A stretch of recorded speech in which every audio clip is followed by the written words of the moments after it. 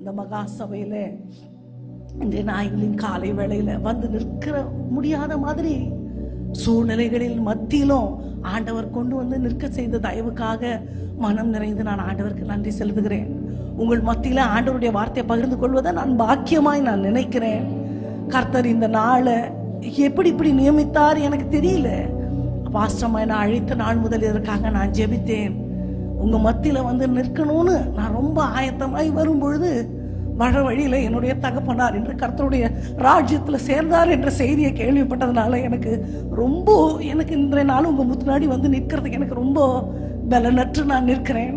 ஆனாலும் என் கணவர் ஒரே ஒரு வார்த்தை சொன்னார், நீ போய் ஊழியத்தை முடிச்சுட்டு வந்துடு. பாஸ்டர் மட்டும் சொல்லி டைமை ரீஷெடியூல் பண்ணி நீ அந்த ஊழியத்தை முடிச்சுட்டு வந்துடு, ஊழியம் தான் முதல் முக்கியம். இங்கே வந்தவொடனே பாஸ்டர்மா சொன்னாங்க, இந்த நிலைமையில நீங்க நிக்கிறது தான் அப்பா, எங்க அப்பாவும் சரி ஏசப்பாவும் சரி விரும்புவாரு.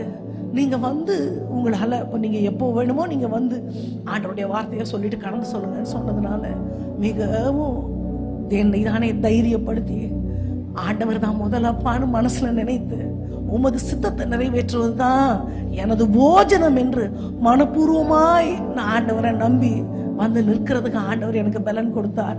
ஆனாலும் நீங்க பண்ணியிருக்கிற ஆயத்தங்கள், உங்களுடைய ஜெபங்கள், உங்க பிரயாசங்கள் எல்லாம் பார்க்கும் பொழுது நான் வந்தது ஆண்டவருடைய சித்தம் என்று நான் நம்புகிறேன்.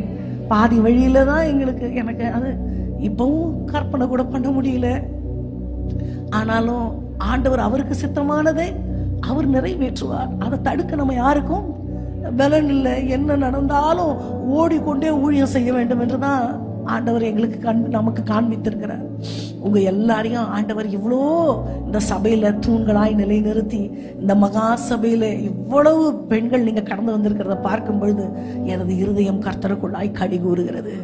ஹல்லேலூயா, ஹல்லேலூயா.